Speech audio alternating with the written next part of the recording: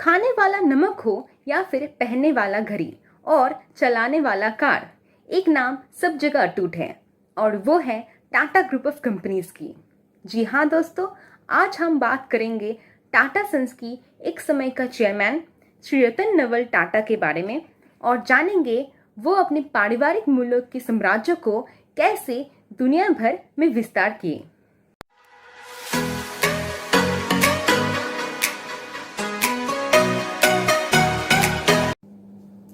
टाटा एक घरेलू नाम है, पर इन मूल्यों को कौन चलाता है, एक संगठन या फिर एक व्यक्ति? उत्तर है दोनों।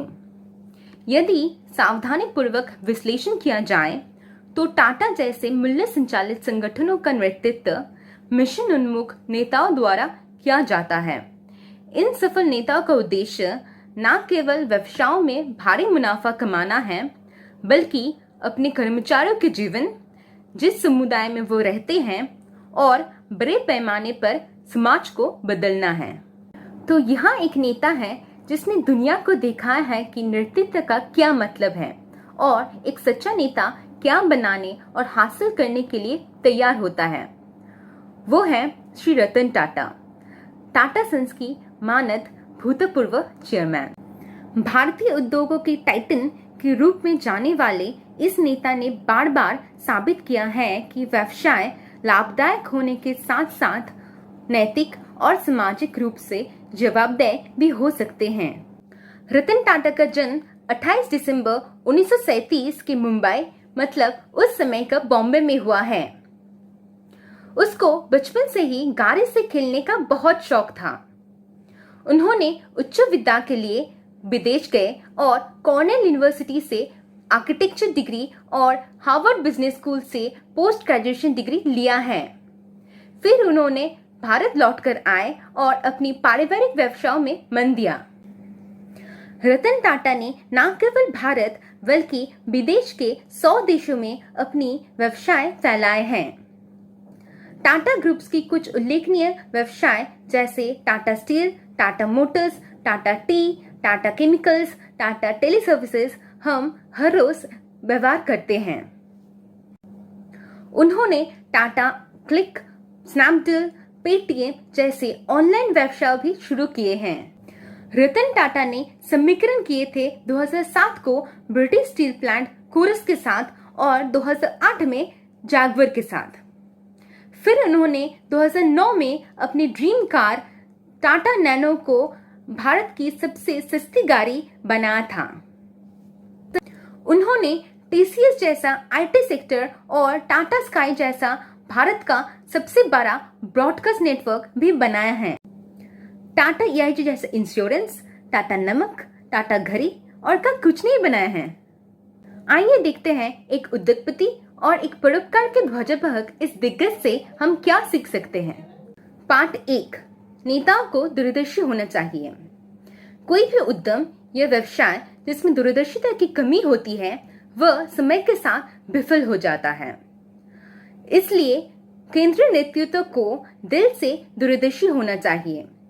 केवल एक दूरदर्शी ही व्यवसाय के विस्तार के नए रास्ते देख सकता है, जहां अन्य लोग विफलता की संभावना को समझते हैं। ये तब स्पष्ट हुआ था जब श्री रतन टाटा ने खुद दावा किया था कि बिना किसी विदेशी संयुक्त उद्यम के ऑटोमोबाइल निर्माण में उद्यम करने से मना कर दिया गया था। उनके अपने शब्दों में, सभी ने हमें बताया कि ये एक संयुक्त उद्यम या एक अंतर्राष्ट्रीय कंपनी के साथ साझेदारी के बिना क्या नहीं जा सकता था। क्या होगा अगर मैंने ऐसा किया?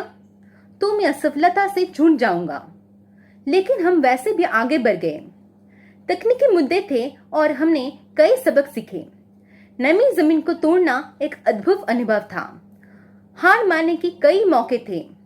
हम डटे रहे, हर मुद्दे पर काम किया और वह भारत की पहली स्वदेशी कार टाटा इंडिका का जन्म था। पार्ट 2, नेता विनम्रता से परिभाषित होते हैं। सभी को सम्मान और सम्मान के साथ गले लगाने की विनम्रता एक सच्चे नेता की पहचान है।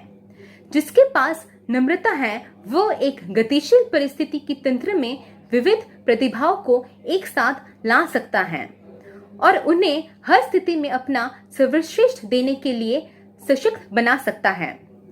रतन टाटा ने 26/11 की मुंबई आतंकी हमला के पीड़ितों को गले लगाया और सुनिश्चित किया कि उनकी अच्छी तरह से देखभाल की जाए।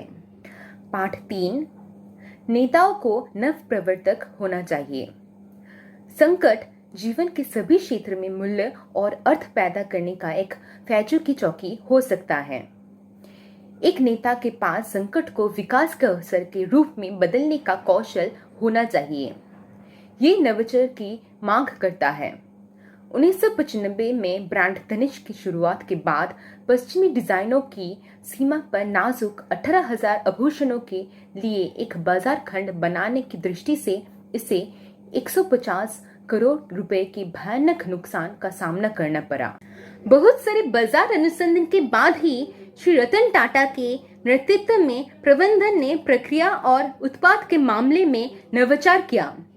तनिष्क ने न केवल 22,000 पारंपरिक भारतीय डिजाइन बाजार में लाए, बल्कि सोने की शुद्धता की जांच करने के लिए डिवाइस कैरेट मीटर में भी पेश किया। इसने खेल को पूरी तरह से बदल दिया और जैसे जैसे अधिक लोग सोने की मूल्यांकन के वैज्ञानिक तरीके पर भरोसा करने लगे, व्यवसाय में तेजी आई। पाठ 4, नेताओं को आलोचना को सबक के रूप में लेने में सक्षम होना चाहिए। रतन टाटा ने एक बार कहा था, लोगों द्वारा आप पर फेंके गए पत्थरों को ले और स्मारक बनाकर उसका इस्तेमाल करें। ये शायद सबसे उत्साहजनक सबक है कि हर किसी को अपने दृष्टिकोण में निर्माण का अभ्यास करना चाहिए। जब रतन टाटा ने सेवानिवृत्ति का आयु 70 से घटाकर 65 वर्ष की, तो उन्हें काफी आलोचनाओं का सामना करना पड़ा। उन्होंने अपने विश्राम पर कायम रखा कि ये महत्वपूर्ण है, क्योंकि वो चाहते थे उनकी कंपनी नई प्रतिभाओं के लिए जगह बनाने का प्रगति करें। पाठ 5, नेताओं में जोखिम उठाने के लिए अंतर्निहित साहस और आत्मविश्वास होना चाहिए। सुरक्षित तरीके पर काम करने से संगठन समय के साथ साथ स्थिर हो सकता है। जोखिम उठाना कठिन और भ्रमित करने वाली स्थितियों में प्रवेश करता है और ठीक यही स्थितियां नवाचार के अग्रदूत के रूप में कार्य कर सकती हैं। सुरक्षित तरीके से मुक्त होने की क्षमता नए बाजारों को हासिल करने की कुंजी है। उदाहरण के लिए जागुआर लैंड रोवर का अधिग्रहण बहुत आशंका के खिलाफ टाटा मोटर्स के मुनाफे को बढ़ावा देने के लिए चला गया। तो आज हमने सीखे टाटा कंपनीज के कुछ व्यवसाय के तरीके, जिसको हम दैनिक जीवन में भी इस्तेमाल कर सकते हैं।